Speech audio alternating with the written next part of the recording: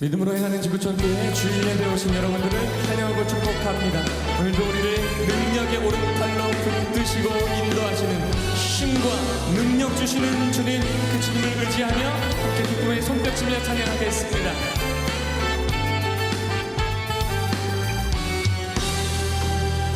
주의 친절한 발에 안기세 우리 마음이 편한 날이니 항상 기쁘고 복이 되겠네. 영원하신 발에 안기세 주의 친절한 발에 안기세 우리 마음이 편한 날이니 항상 기쁘고 복이 되겠네. 영원하신 발에 안기세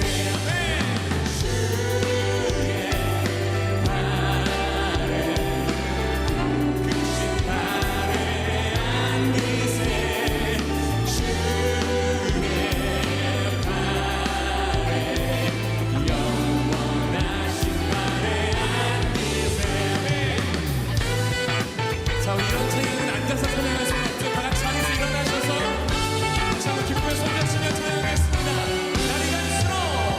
날이 갈수록 주의 사랑이 광명하게 비치고 천천 가는 길 별이 가리니 영원하신 발에 안기세. 주의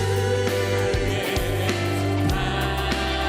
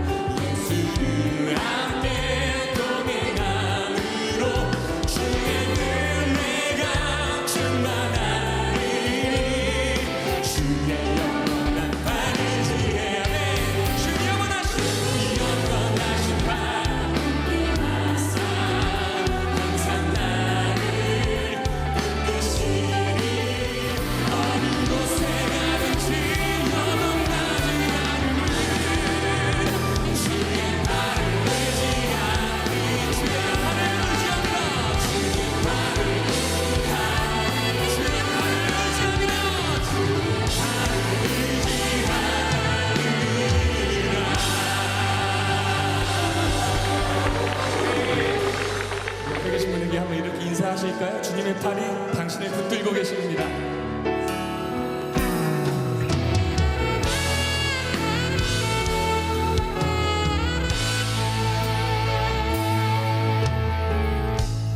모든 것 아시는 주님, 나의 맘의 연약함 보시고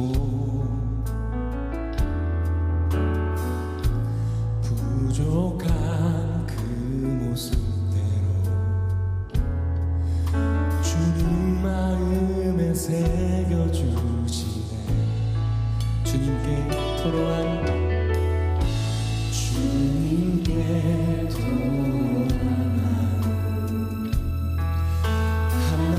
하나하나에 알려주시니 그 마음 그 아픔을 주님 소리로 불러주시니 거친 길을 걸어갈 때도 험한 산이 앞을 막아도 빛 되신 주님의 두 손이 나를 붙드네. 주의 마음이 닿은 내 삶에 전 슬픔을 씻으시는 주님을 찬양, 주님을 찬양해.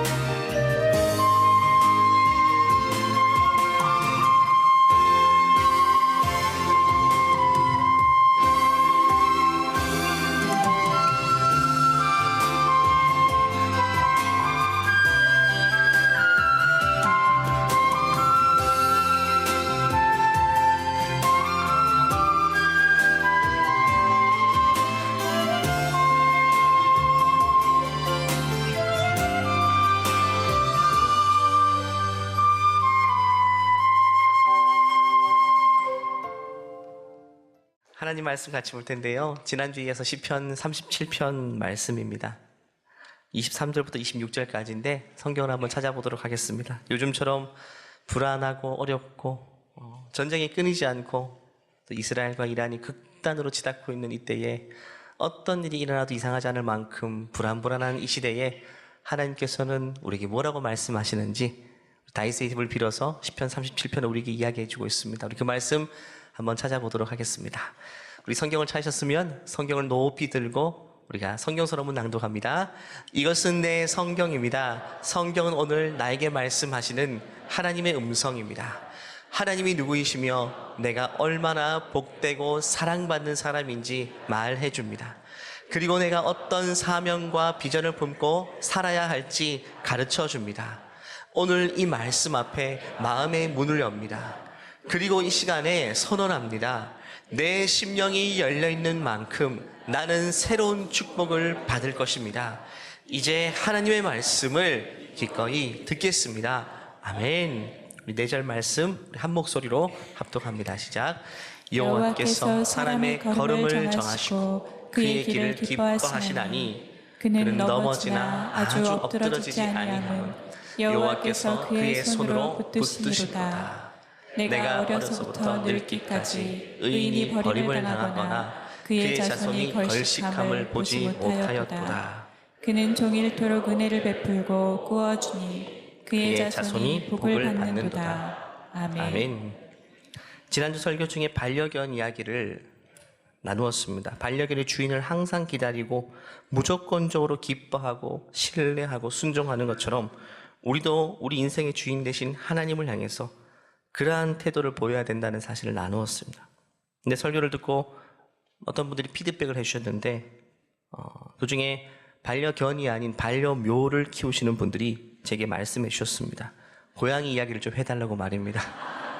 고양이도 너무 사랑스럽대요. 우리 교우 중에 한 가정이 길에서 소위 말하는 길냥이라고 하죠. 길에 있는 2마리를 아기 때 입양해서 데리고 와서 이렇게 장성할 정도로 잘 키웠습니다.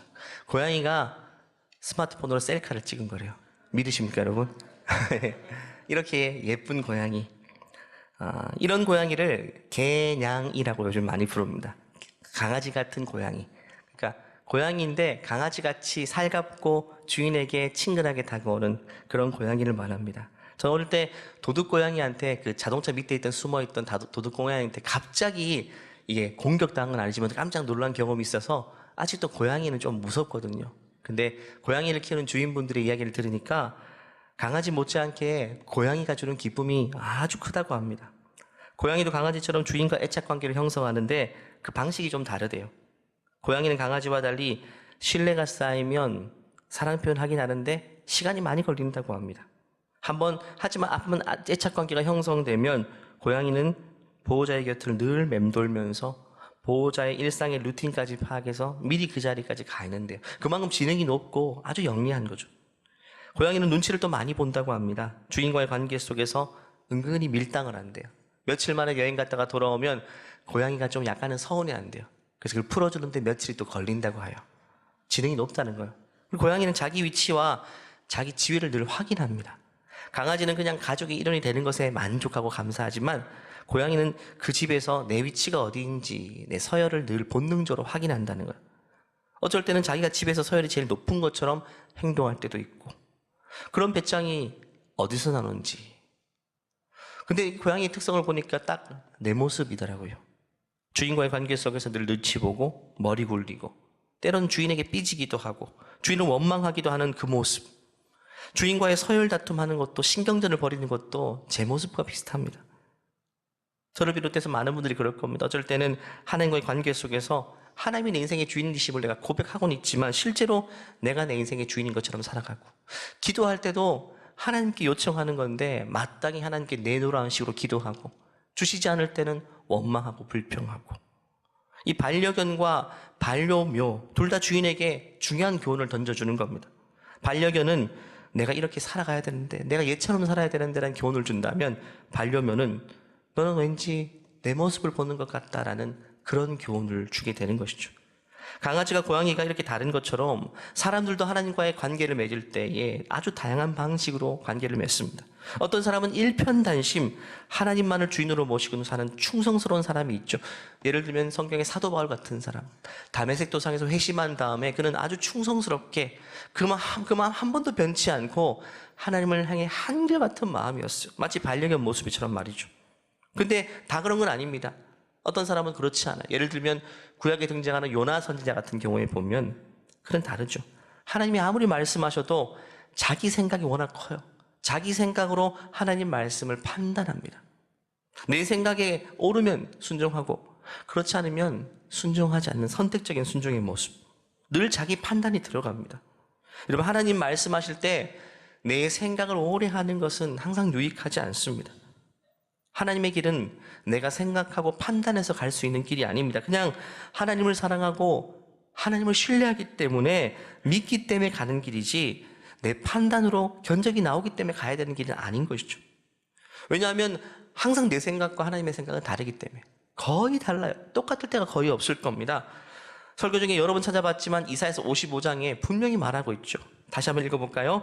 이는 내 생각이 너희 생각과 다르며 내 길은 너희의 길과 다름이니라. 여호와의 말씀이라. 이는 하늘이 땅보다 높은 같이 내 길은 너희의 길보다 높으며 내 생각은 너희의 생각보다 높음이니라. 항상 그렇대요. 한 번씩 그런 게 아니라 항상 달라요. 우리 생각, 하나님의 생각. 그리고 하나님의 생각이 훨씬 더 우리 생각보다 높다는 표현은 우리가 지금 이 순간에는 그 뜻을 이해할 수 없는 길이라고 말하는 것이죠. 물론 생각을 깊이 하지 말라는 것은요, 말씀을 묵상하지 말라는 말은 아닙니다. 말씀은 깊이 묵상해야죠. 하지만 어떤 사람은 말씀을 깊이 묵상할 때도 그 말씀조차 내 생각을 가지고 내 전제를 가지고 묵상하는 분이 있어요. 그러면 아무리 말씀을 듣고 읽어도 결국 내 뜻대로 판단하게 되는 것이죠. 말씀을 묵상한다는 것은 그 말씀 앞에 내 생각을 내려놓는다는 것을 의미합니다.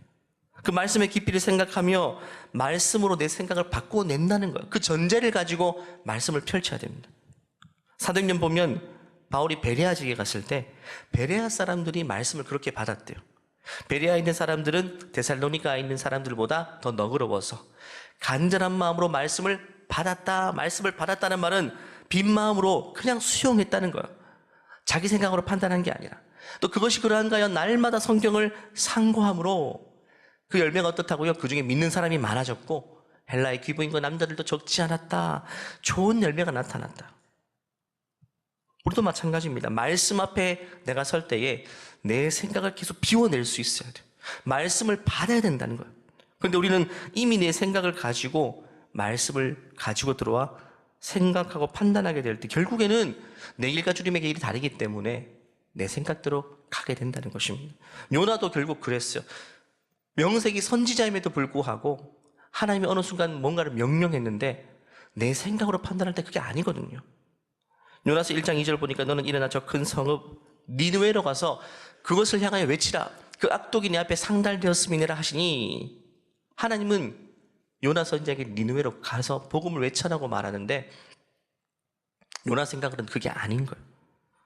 자기 선입관으로는 이 니느웨는 그냥 내버려 둬야 되는 나라입니다. 이스라엘을 괴롭히는 심장부와 같은 도시가 니느웨입니다. 아수르 제국의 수도였으니까. 그들이 타락해서 결국에는 스스로 멸망하도록 내버려 둬야 되는데 지금 가서 내가 회개를 선포하면 그들이 돌아왔을 때는 내가 감당할 수 없게 된다는 거예요. 이건 우리 삶에도 심심치 않게 볼 수 있는 광경이죠. 우리도 이미 내 굳은 생각을 가지고 말씀을 대할 때 결국 말씀대로 살지는 못해요. 하나님 말씀 앞에서 자기 생각을 꺾어줄 수 있어야 되는데 말씀으로도 꺾이지 않는 우리의 영역은 항상 존재합니다. 예를 들면 좀 예민하지만 어떤 정치적인 내 소견과 입장, 이거는 하나님이 아무리 뭐라고 해도 마지막까지 꺾이지 않는 부분들입니다. 사람도 꺾을 수 없고 하나님도 꺾을 수 없는 영역. 입에 거품을 물고서라도 내 생각을 주장해야 하는 것이 이게 정치적인 입장과 이데올로기 같은, 절대로 안 변하죠. 요나가 지금 그렇거든요. 어쩌면 지금 요나에게는 정치적인 입장과 같습니다. 니느웨, 저들은 멸망해야 돼. 저들은 건들면 안 돼. 저들이 회개해서는 안 돼. 결국에는 자기 굳은 생각이 있으니까 하나님이 대놓고 명령하셔도 그 길을 가지 못하는 거예요. 이처럼 바울처럼 주님 앞에 신실한 종으로 하나님이 뭐라고 하시든 그대로 순종하는 사람이 있고, 더 많은 사람은 자기 생각과 고민 끝에 결국에는 주의 말씀대로 살지 못하고 자기 길대로 가버리는 사람들이 훨씬 더 많이 있다. 저와 여러분의 현재 모습은 어떻습니까? 매주 설교 듣고 또 개인적으로 주중에 유튜브 설교 듣는 분도 있고 개인적으로 통독하고 말씀을 펼쳐 읽는 분도 계신데, 하나님 말씀하실 때 얼마나 그 말씀이 내 생각을 바꾸어내고 또 그 말씀을 따라 우리가 재빠르게 순종하는지, 오늘 이 말씀을 통해 우리 자신의 현주소를 돌아볼 필요가 있다는 거예요.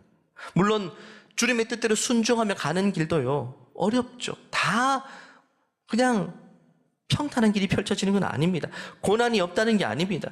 쉬운 길이란 게 아닙니다. 어떤 사람은 하나님의 뜻을 구하면서도 어떻게 하면 고난을 피해갈 수 있는지를 구하는 사람도 있죠. 그거는 하나님의 뜻과는 상관없습니다. 주의 뜻대로 사는 인생이에요. 반드시 어려움이 있어요. 오히려 내가 생각하는 내 뜻대로 사는 길보다 훨씬 더 거칠고 어려울 수 있습니다. 그럼에도 불구하고 하나님은 그 길을 우리에게 열어주시는 것이고 그 길로 가야지만 진짜 복이 기다리고 있다고 말씀하시는 거예요. 디모데후서 말씀 보면 무릇 그리스도 예수 안에서 경건하게 살고자 하는 자, 한마디로 하나님의 말씀대로 살고자 하는 자는 오히려 뭐가 기다린다고요? 핍박, 박해가 기다리고 있는 길이라고 말합니다. 주의 뜻에 순종하는 길은 고난을 요리조리 피해가는 길이 아닙니다. 하나님은 요리조리 피할 길을 내주시는 게 아닙니다. 정면 돌파하는 길을 내주십니다. 그래서 내가 내 뜻대로 한 번에 합격하고 갈등은 요리조리 피해가고 좋은 사람들이 이렇게 모여있는 그 길로만 인도하는 게 아니라는 거예요. 주의 뜻대로 순종해서 가도 불합격 떨어지고 다시 재도전해야 되고 갈등 관계가 놓여있고 기피 대상 1호인 내가 정말 싫어하는 사람들이 옹기종기 모여있는 그런 장소일 수 있다는 것입니다. 그래서 서글프고 고달프고, 그래서 때로는 야 진짜 어렵다, 괜히 왔다, 지금이라도 돌아갈까라는 생각이 들 정도로 하나님이 우리에게 인도하시는 그런 길일 수 있다는 거예요. 그래서 마태복음 7장 보면 그 길은 좁은 문, 좁은 길로 가는 것이라고 묘사하죠. 좁다는 것은 사람이 찾지 않는다는 거예요. 좁다는 말은 인적이 드물고 한적한 아름다운 오솔길을 말하는 게 아닙니다. 사람들이 오지 않았기 때문에 거친 길입니다. 내가 낫을 들고 배워가면서 길을 개척해서 가야 되는 길입니다. 어렵고 시간이 많이 걸리고 낯선 환경이 펼쳐지는 그런 길입니다. 우리가 가야 될 길이 그런 길인 것이죠. 그렇기 때문에 내가 가는 이 길이 하나님의 뜻이 맞나 옳은가 아닌가를 판단하기 위해서는 고난의 유무, 형통함의 정도, 이런 것들로 판단해서는 안 된다는 것입니다. 이 길을 통해 지금 내가 어려움을 겪고 있지만 주의 뜻이 이루어지고 있다면 그 길이 하나님이 기뻐하는 길입니다. 그 길 끝에는 우리 주님이 기다리고 있는 거예요. 결국 열매를 봐야 됩니다. 그 열매는 형통함의 열매가 아니라 성령의 열매입니다. 갈라디아서 말씀 보면 성령 열매 9가지를 이야기하고 있죠. 지금 여러분들이 가는 이 길에 이 9가지 열매가 여러분의 내면 속에 나타나고 있는지를 한번 생각해 보십시오. 같이 읽어보겠습니다. 시작. 오직 성령의 열매는 사랑과 희락과 화평과 오래 참음과 자비와 양선과 충성과 온유와 절제니 이 같은 것을 금지할 법이 없느니라. 외적으로는 어렵고 고난이 많은 모진 길이지만 내 속에서 하나님을 향한 희락이 있고 기쁨이 있다면, 열매가 있다면 그것이 주님이 인도하시는 길입니다. 다윗이 고민했던 내용이 다 이런 내용입니다. 다윗은 정말 반려견처럼 하나님 한 번만 바라봤던 인생이에요. 그런데 삶의 현실은 계속 어려운 거죠. 성공보다는 실패가 훨씬 많았고 평탄한 길보다는 거친 길이 훨씬 더 많은 거예요. 내가 지금 주님이 인도하시는 길로 가고 있는데 왜 이렇지라는 생각이 계속 되뇌이는 겁니다. 그러면서 뒤를 돌아보게 되는 거죠. 이 길이 맞는가? 이 길이 옳은 길인가? 내가 제대로 가고 있는 길인가? 그런데 왜 이렇게 힘들어야 되지? 상대적으로 다윗의 길은 주위 사람들이 가는 길보다 훨씬 힘들었어요. 하나님과 무관하게 사는 길은 나름대로 어려워도 또 일어나고 좋아지고 이렇게 하는데, 주님이 가라고 하는 길인데 계속 힘든 거예요. 풀리지 않는 거예요. 계속 내리막기는 겁니다. 그럴 때 다윗조차도 어려울 수 있는 거예요. 그래서 이 길이 옳은 길입니까? 라고 질문하게 되는 겁니다. 그게 바로 시편의 내용들입니다. 대부분의 시편은 거기서부터 출발한 시편입니다. 하나님, 내가 가는 길이 옳은 길이 맞습니까? 그런데 왜 이렇게 힘들죠? 라는 그런 질문으로부터 시작된, 그래서 마지막에는 결론에 도달하고 옳은 고백을 하고 끝나는 시편입니다.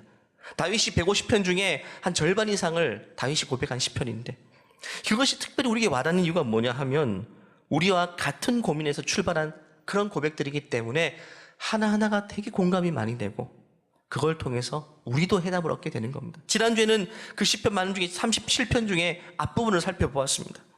이것 역시 다윗이 겪었던 내용들입니다. 참기 힘들어요. 너무 어려워요. 그 가운데 다윗은요 이런 고백을 합니다. 같이 한번 읽어볼까요? 시작. 여호와 앞에 잠잠하고 참고 기다리라. 자기 길이 형통하며 악한 꾀를 이루는 자 때문에 불평하지 말지어다. 분을 그치고 노를 버리며 불평하지 말라. 오히려 악을 만들 뿐이라. 진실로 악을 행하는 자들은 끊어질 것이나 여호와를 소망하는 자들은 땅을 차지하리로다. 세 가지를 말했잖아요. 첫 번째는 잠잠하고 참고 기다리라. 근데 다윗 스스로가 지금 잠잠히 참고 기다릴 수 없는 상황이에요. 불평하지 말라고 했는데 다윗 스스로가 불평이 안 나올 수 없는 상황이에요. 여호와를 소망할 수 없는 상황입니다. 먼저 다윗은 자신의 영혼에게 외친 겁니다. 그래도 참아야 된다. 그래도 기다려야 된다. 그래도 불평하지 말아야 된다.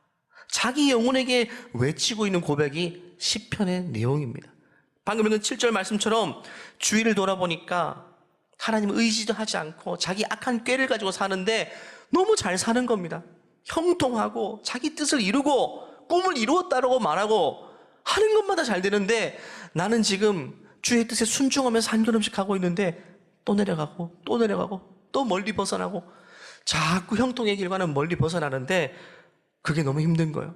잠잠히 참고 기다리기 힘들고 불평이 안 나올 수 없고 그런 상황 가운데 다윗은 이 시편을 고백하고 있습니다.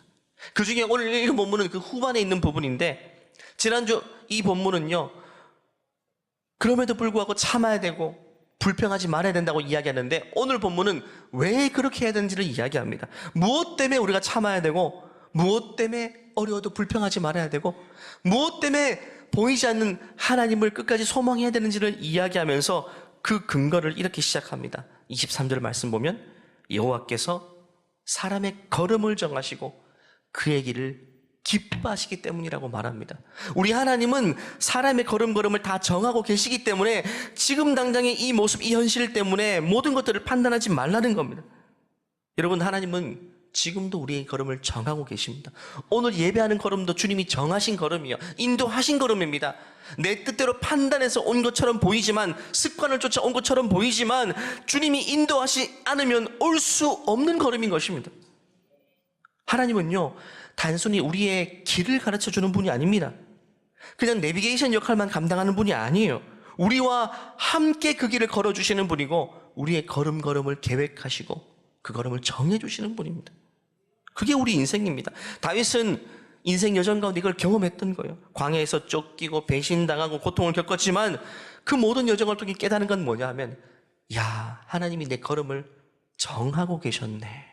소름 끼칠 정도로 확 와닿게 되는 순간 이 시편을 고백하게 되는 겁니다. 하나님이 나를 붙들어 주셨기 때문에 내가 넘어지는 상황, 일어날 수 없는 상황인데 결국에는 내가 이렇게 되었다, 이 자리까지 오게 되었다는 거예요. 여러분, 우리 인생이 단순하지 않습니다. 무엇이 복이 될지 무엇이 화가 될지 우리는 절대 판단이 안 돼요. 지금 우리의 눈물이 언젠가는 기쁨이 될 수 있고, 지금 나의 막 희락과 기쁨이 언젠가는 통곡이 될 수 있는 것, 우리는 우리 인생의 결국을 알지 못한다는 거예요. 그냥 닥치는 대로 맞이할 수밖에 없는 것이 우리 인생입니다. 하지만 하나님은 우리의 걸음을 정하고 계신다는 거예요. 그래서 지금 모습이 다가 아닌 겁니다. 눈에 보이는 지금 결과물이 다가 아닙니다. 그래서 하나님 앞에서 제일 어리석은 사람이 어떤 사람인가? 지금 눈앞에 있는 결과물을 보고 미래를 예측하거나 판단해버리는 사람들. 지금이 어렵다고 다 끝났다고 생각하는 사람들. 지금 안 풀린다고 앞으로도 안 풀릴 것이라고 생각하는 사람들. 지금 좋은 결과가 오지 않는다는 이유로 내 결국도 그렇겠지라고 섣불리 판단하는 사람이 제일 어리석은 사람이에요. 하나님은요 다 생각과 계획을 가지고 우리의 걸음을 정하고 계십니다. 우리가 판단해서는 안 돼요. 영화가 끝나기 전까지는요 결말을 절대 예측할 수 없어요. 우리 자녀에 관해서도 마찬가지입니다. 지금 내 형편도 마찬가지예요. 지금 당장에는 뭘 하겠나 싶죠. 잘 키워냈지만 우리 자녀의 지금 모습 보면 얘가 어른 돼서 뭘 하겠나, 어떤 직장 가지고 어떤 사회 역할을 감당하고, 이렇게 한숨 나오는 현실일 수 있지만 그게 다가 아니라는 거예요. 여러분, 지금 모습이 다가 아닙니다. 하나님은요 어떤 방식으로든지 반드시 자기의 뜻대로 이끌어 가신다는 거예요. 다윗은 자기 인생을 통해 그걸 경험했어요. 왕이 된다고 했는데, 기름 부어주셨는데, 약속하셨는데 자꾸 점점 멀어지는 거예요. 어느 정도 멀어져야지 이해되지만, 왜? 돌아올 수 있으니까. 그런데 어느 순간부터 돌아올 수 없는 것까지, 저 멀리까지, 가능성이 제로, 완전 마이너스 상태까지, 이제는 국경을 넘어서 블레셋 상대 적국까지 넘어가게 만드시고, 이제는 끝났다, 약속이 이루어질 수 없는 것까지 왔다라고 판단될 정도까지 하나님은 다윗을 이끌어 가셨습니다. 모세도 마찬가지예요. 80세 양치는 노인, 인생의 전성기 다 지나갔고 연로한 그 나이 때까지 하나님은 완전히 멀리까지 낮추신 거예요. 그리고 그때 그 자리에서 하나님의 뜻대로 걸음을 정하시고 인도에 가시는 거예요. 요셉도 마찬가지 아닙니까? 제 인생도 마찬가지고 이 자리에 계신 모든 분들도 마찬가지입니다. 하나님은 지금까지 우리의 걸음을 정하고 계셨고 여러 여정과 과정을 통해 여기까지 인도하셨어요. 저는 진짜 목회자가 될 줄 몰랐습니다. 제 주위에 목회자가 될 만한 사람들이 진짜 많았습니다. 교회에서 만난 친구들 정말 많이 목회자가 되라고 부모 때부터 서원해서 태어난 그런 분도 많았어요. 근데 저는 대학생 때 복음을 진짜 받아들였거든요. 근데 목회자로 서원된 친구들은 목회한 친구가 아무도 없어요. 근데 결국에는 뒤늦게 부르신 나를 통해서 말씀을 전하게 하시고 이렇게 세우셨어요. 하나님의 걸음이 정하시는데 그걸 아무도 예측할 수가 없다는 거예요. 어떤 경로를 통해, 어떤 과정을 통해 어디로 이끄실지는 몰라요. 평생 양치기 목동 생활했던 다윗 입장에서도 사실 확률적으로 그렇게 살다가 그렇게 죽어야 되잖아요. 근데 어느 순간 하나님이 전혀 다른 국면에 접어들게 하셨어요. 골리앗을 만나 계셨습니다. 한창 양치다가 그날 아버지 심부름 갔는데 골리앗이 눈앞에 있는 거예요.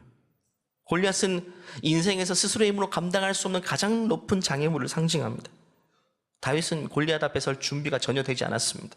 그럼에도 불구하고 그 걸음 역시 하나님이 정하신 걸음이었어요. 결국 이 골리앗 앞에 선 이 정황이요, 목동의 길에서 왕의 길로 인도하는 첫 번째 걸음이 되게 하셨습니다. 그 뒤에는요, 다윗이 또 깊은 수렁에 빠지죠. 사람의 힘으로 기어 나올 수 없는 너무 깊은 수렁에 빠집니다. 그게 광야의 인생인데 그것 역시 도망자의 길에서 이스라엘 지도자로 이끌어주시는 두 번째 걸음이 되게 하셨어요. 그것 역시 하나님이 정하신 걸음이었어요. 다윗은 사울의 질투를 받아서 계속 도망다니면서 안 가본 곳이 없었어요. 안 가본 곳. 저 변방에 있는 작은 마을, 사람이 살지 않는 곳에 동굴까지도 숨어보고 안 도망가 본 곳이 없어요. 결국에는 이스라엘 왕이 되었을 때 자기가 통치할 그 영토의 구석구석을 다 스스로 밟아보면서 곳곳 마을에 있는 사람들을 만나서 애환을 듣고 그런 과정을 통해 그런 도망자 인생의 깊은 수렁에 위치했지만 점점 왕의 심장을 가지게 된 겁니다. 왕의 심장. 왕이 되는 수업은 왕궁에서 받을 수 있는 게 아닙니다. 현장에서 받는 겁니다. 그렇기 때문에 깊은 수렁은요, 하나님이 다윗을 왕으로 세우기 위해서 두신 하나님이 정하신 걸음의 일환이었던 것입니다. 이처럼 하나님은 다윗의 걸음걸음을 정하셨어요. 그 삶엔 우연이 하나도 없었습니다. 모든 것이 섭리였고 중요한 것은 우리 인생도 마찬가지라는 사실입니다. 우리 인생도 마찬가지입니다. 결국 하나님은 다윗의 걸음을 정하고 인도하신 것처럼 우리의 걸음 마찬가지로 그렇게 인도하십니다. 믿으시죠, 여러분? 그래서 다윗은 시편 40편 말씀 보면 위대한 고백을 합니다. 나를 기가 막힐 웅덩이와 수렁에서 끌어올리시고 내 발을 반석 위에 두사 내 걸음을 견고하게 하셨다. 여러분, 웅덩이는요 끝난 겁니다. 사람이 기어 나올 수 없는 깊은 수렁을 말하는데 웅덩이와 수렁에 빠졌는데 그것이 끝인 줄 알았는데 아직 끝이 아니라는 겁니다. 오히려 웅덩이가 반석이 되게 하셨어요. 떨어진 줄 알았는데 그 떨어진 그 자리가 나를 든든히 세우시는 반석이 되게 하신 겁니다. 다윗에게는 다 실패라고 여겼던 그 광야 생활이 그를 반석이 세우시는, 견고히 세우시는 걸음걸음이 되게 하신 것입니다. 그래서 우리는 늘 이 생각을 해야 됩니다. 하나님께는 다 계획이 있다. 하나님 다 계획이 있어요. 그 사실을 가장 극심한 고통을 겪었던 욥도 똑같이 고백하거든요. 욥은 23장 14절 고통이 제일 극심했을 때 그런즉 내게 작정하신 것을 이루실 것이라, 이런 일이 그에게는 많이 있느니라 하나님은 늘 이렇게 행동하시는데, 이렇게 일하시는데 어떻게 자기가 뜻하신 바, 작정하신 것을 반드시 이루시는 방향. 욥이 지금 고통당하고 있는데, 죄를 무릅쓰고 있는데 이 모습이 끝이 아닌 거예요. 하나님은 반드시 여기서 당신의 결과물로 이끌어 주실 것이라고 욥은 번뜩이는 계시를 통해서 그 사실을 고백하고 있는 거예요. 지금 이 현실이 전부가 아니라는 거예요. 하나님은 다 계획이 있고 이건 과정이지 결과가 아니라는 사실을 고백하고 있는 것입니다. 다시 말하지만 여러분, 하나님은 우리와 우리 자녀를 향한 놀라운 계획을 가지고 계십니다. 그걸 믿는 게 신앙입니다. 어릴 때 자녀들은요, 늘 눈앞에 있는 걸로만 불평을 하죠. 근데 부모 된 우리에게는 다 계획이 있지 않습니까? 자녀들을 다 계획을 가지고 키웠죠. 왜 공부를 시키고 때로 운동도 시키고 밥 안 먹는 아이에게 보약도 한 잔 먹이면서 밥 먹이고 키 키우고 몸집이 크게 만들고, 부모는요 하나하나 다 계획이 있는 겁니다. 그냥 하는 게 없어요. 근데 자녀 입장에서는요 다 싫고 다 불평이죠. 왜 학원 가야 되는지, 왜 또 운동해야 되는지, 왜 아침 일찍 일어나야 되는지, 왜 먹기 싫은 보약을 먹어야 되는지 늘 불평하지만 부모는 포기하지 않잖아요. 억지로 먹이고 억지로 깨우고 억지로 공부시켜가지고 자신의 목표한 대로 이루잖아요. 지금 자녀가 장성했고 다 큰 이유가 뭡니까? 어릴 때 다 그렇게 키웠기 때문에 부모가 계획한 대로 키워내셨잖아요. 근데 자녀는 늘 불평했잖아요. 결국 자녀의 걸음은 부모가 정하고 있었던 거예요. 하나님도 마찬가지라는 거예요. 물론 부모는 미숙하기 때문에 자녀의 걸음을 잘못된 곳으로 인도할 수 있어요. 하지만 우리의 걸음을 인도하시는 주님은 완전하신 분이십니다.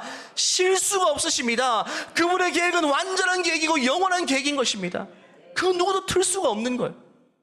우리가 불만해도 하나님은 우리의 걸음을 정하시고 우리 부모님의 손길처럼 결국 싫다고 해도 먹이고 결국에는 당신의 뜻대로 인도하신다는 거예요. 그래서 오늘 보면 그 다음 절을 보면, 그런 넘어지나 아주 엎드러지지 아니함은 여호와께서 그의 손으로 붙들고 계신다. 넘어지는 건 지금 모습이지만 그게 영원하지 않다는 결과가 아니라는 거예요. 일으켜 주시는 게 결과라는 거예요. 주께서 우리 걸음을 정하고 계시니 넘어질 수는 있지만 그 끝이 아니라는 거예요. 여러분, 넘어지면서 배우는 게 얼마나 많습니까? 우리 걸음마 배울 때 다 넘어지면서 배웠죠.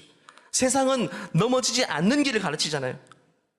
넘어지지 않고 자라는 걸 성공이라고 말합니다. 부모도 자녀를 양육할 때 어떻게 하면 넘어지지 않게 할까, 그걸 가지고 키우는 경우도 있죠.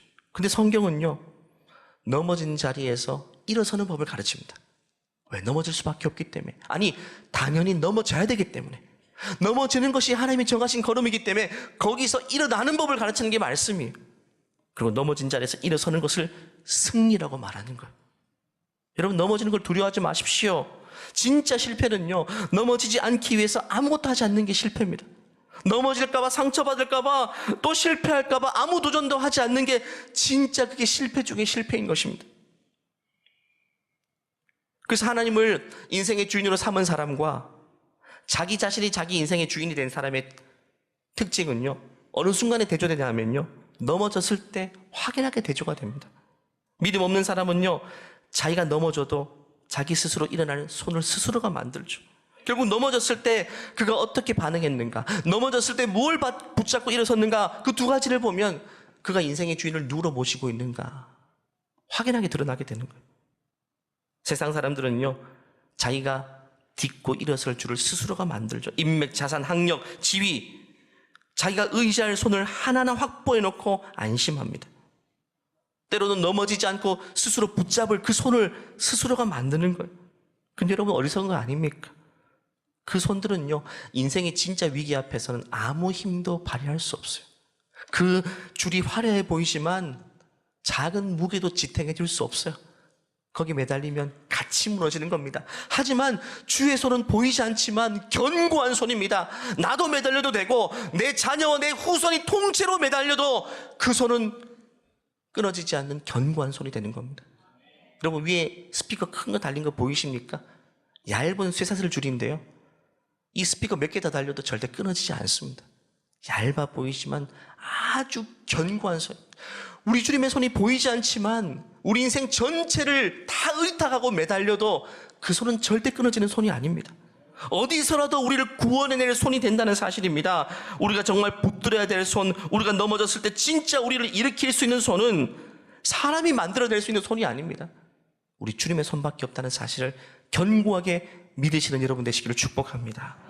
말씀을 마무리합니다. 다윗은 그래서 오늘 본문에 이런 위대한 고백을 하는데, 이것도 다윗이 경험한 거예요. 내가 어려서부터 늙기까지 의인이 버림을 당하거나 그의 자손이 걸식함을 보지 못하였도다. 그는 종일토록 은혜를 베풀고 꾸어주니 그의 자손이 복을 받는도다.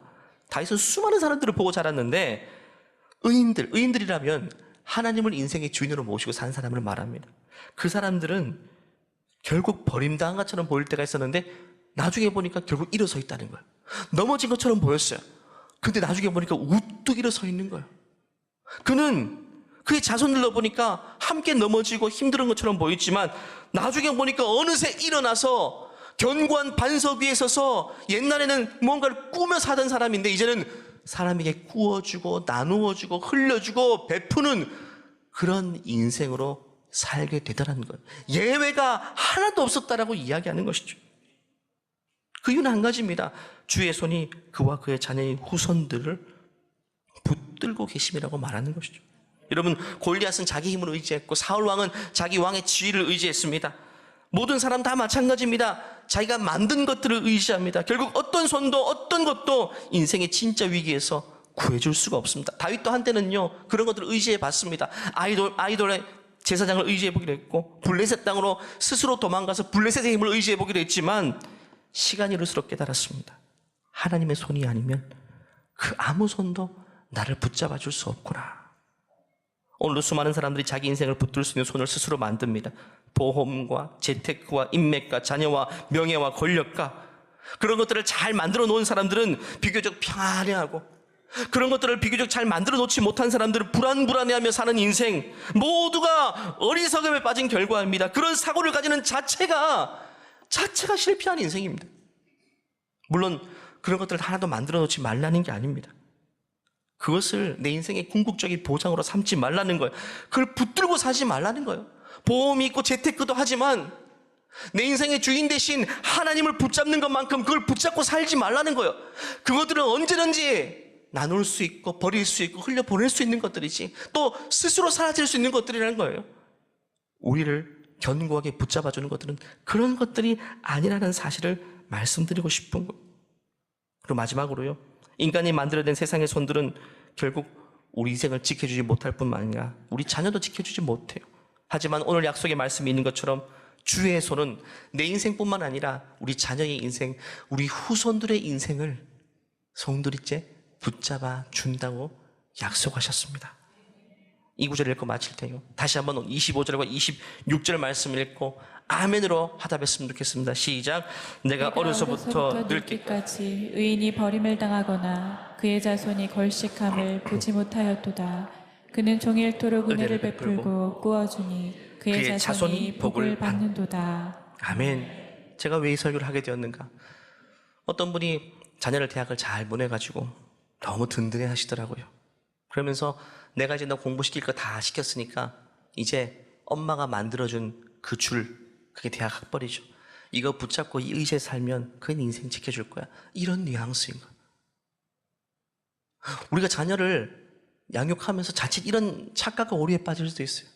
우리가 자녀를 잘 준비시키지만 그것이 자녀가 스스로 의지해서 붙들고 살아야 될 줄을 스스로가 만들게 해서는 안 된다는 거예요. 그 전혀 다른 문제입니다. 열심히 살고 열심히 공부하고 열심히 뒷바라지해야 되지만 우리 자녀가 붙들고 있는 줄을 만들어주는 게 아닙니다. 그냥 아무것도 아닌 거예요. 하나님밖에 없다는 사실, 영원히 붙들고도 끊어지지 않는 손은 그 줄밖에 없다는 사실을 자녀에게 진짜로 물려줄 수 있는, 그리고 부모인 우리가 먼저 그 견고한 줄을 붙들고 사는 모습을 보여줄 수 있는 우리 모두가 되기를 주님으로 간절히 축원합니다. 다 같이 일어나서 한번 기도할까요? 지금 여러분은 어떤 손을 붙들고 있습니까? 어떤 손을 의지하며 있습니까? 자신을 붙들어줄 손을 스스로 만들며 스스로 아니하고 있지는 않습니까? 아니면 스스로 만들어준 손이 없다고, 부족하다고 낙심하고 불안해 있지는 않습니까? 모두가 불신앙에서 기인한 것입니다. 이 시간 기도할 때 다시 한번 주님 앞에 진실되게 고백했으면 좋겠습니다. 하나님, 내가 이제 주의 손만을 의지합니다. 주의 손이 나를 수렁에서 이끌어 주시고 주의 손이 나를 넘어진 자리에서 반드시 일으켜 세우실 줄 믿습니다. 다른 손을 의지하지 않게 도와주시고 주님의 손만을 굳게 잡고 나아갈 때에 그 손이 내 자녀와 내 인생과 우리 후손들의 인생을 견고하게 붙잡아주는 온전한 손이 될 수 있도록 하나님 내게 믿음을 다하여 주시옵소서. 주여 한번 외치고 기도하겠습니다. 주여 하나님 아버지, 하나님 오늘 말씀을 통해서 내 모습을 보게 도와주세요.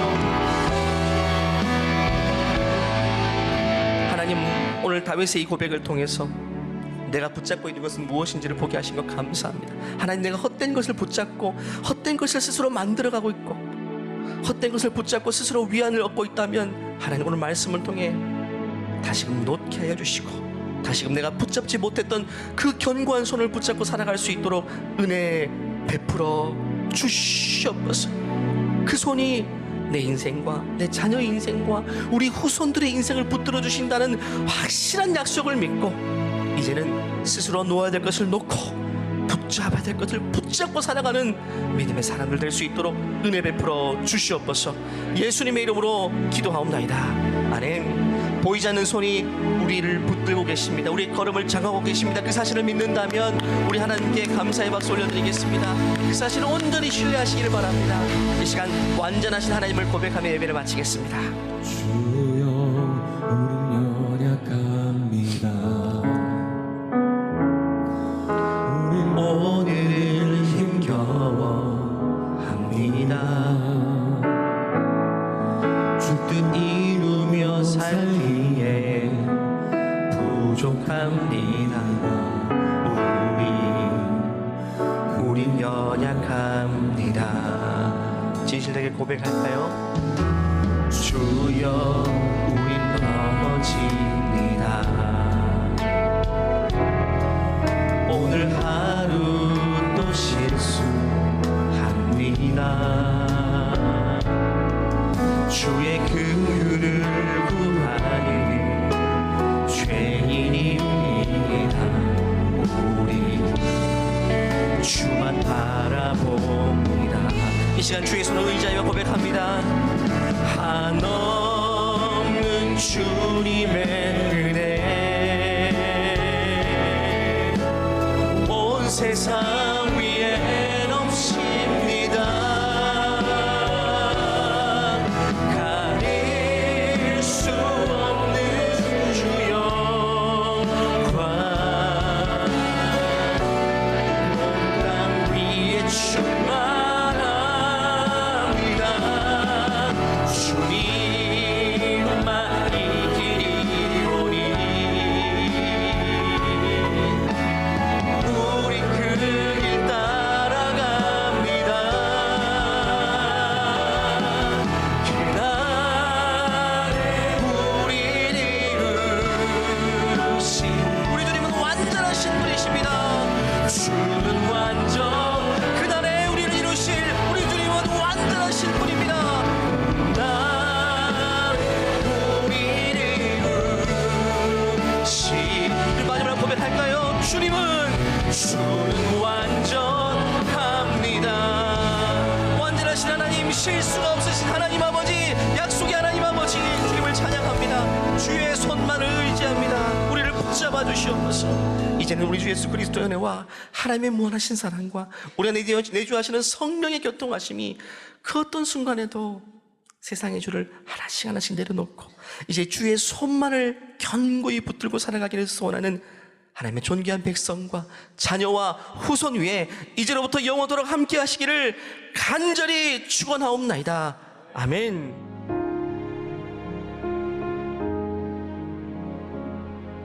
지금은 선교 헌금 시간입니다. 이 예배를 통해 삶 가운데 은혜와 회복이 충만하시길 간절히 기도합니다.